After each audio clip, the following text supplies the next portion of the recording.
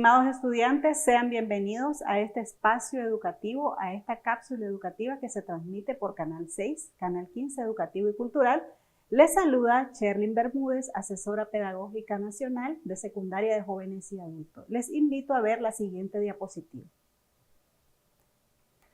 Como podemos observar en pantalla, el día de hoy en la asignatura de Lengua y Literatura de tercer ciclo A, reforzaremos el contenido, el cuento, estructura y características del cuento, con el objetivo de que usted fortalezca su aprendizaje y lo lleve a la práctica en su vida cotidiana. Este contenido aparece en las páginas 7 a la 16 de su módulo autoformativo en la unidad 1, que tiene como nombre Deleitémonos con lo nuestro. Pasemos a la siguiente diapositiva. Observemos las principales características del cuento. Ahí tenemos la primera, que puede estar narrado en primera, segunda o tercera persona. La otra característica es que hay una única línea argumental, es decir, que hay un solo asunto o una sola trama de inicio a fin. Otra característica es que es una narración breve con tramas simples y sencillas. También tenemos que puede ser real o ficticio, es decir, que puede estar basado en un hecho real, pero su trama ficticia con elementos fantásticos. Y por ahí tenemos la última característica, que están escritos en prosa. Muy bien, pasemos a la siguiente. Como podemos observar, aquí tenemos la estructura del cuento. Veamos, tiene un inicio. ¿Cuál es el inicio? Es la parte donde se presentan los personajes, se ubica el tiempo y el espacio donde sucedieron los hechos narrados. Luego tenemos el desarrollo, que es el clímax de la historia, el conflicto, lo que sucede en el cuento. Y de último tenemos el desenlace, que es ya la parte final del cuento, cómo finaliza la solución del conflicto. Ahí tenemos la estructura del cuento, como podemos ver. En cada uno de nosotros, que nosotros vayamos leyendo cuentos, vamos a ir viendo esta estructura, inicio, desarrollo y desenlace. Todo cuento tiene que tener esta estructura. Pasemos a la siguiente.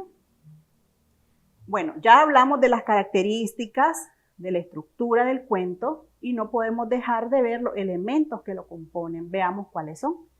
Como número 1 tenemos los personajes. ¿Cuáles son los personajes? Son los que participan en el cuento. Estos pueden ser personas, animales, entre otros. Además, se categorizan en personajes principales y personajes secundarios. Luego tenemos el narrador, es quien narra o cuenta la historia, ¿verdad? Puede estar en primera persona, es decir, que participa en la historia.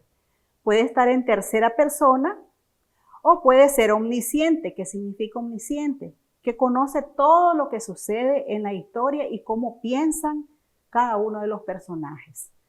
Tenemos las acciones, que es todo lo que hacen los personajes de la historia, todo lo que sucede. Luego sigue el ambiente, que es donde ocurren los hechos, la atmósfera que se refleja en el cuento. Y tenemos por último el tiempo, que es cuando suceden los hechos y cuánto dura la historia. Pueden ser días, años, y esto condiciona también el rol de los personajes. Muy bien, pasemos a la siguiente.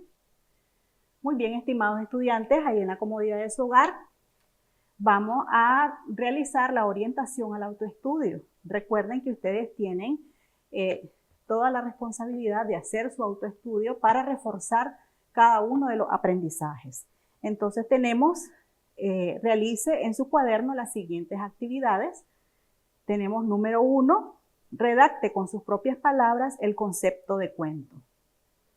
2, redacte un cuento breve sobre un tema de su interés, haciendo énfasis en el inicio, desarrollo y desenlace del mismo. Recuerde, estimado estudiante, que usted puede apoyarse en el módulo autoformativo de Lengua y Literatura, en este caso, página 7, que es donde aparece el contenido. Muy bien, estimados estudiantes, esto ha sido todo por hoy. Estuvo con ustedes Cherlyn Bermúdez. Espero que sigan en sintonía con nosotros por este mismo canal. Hasta la próxima.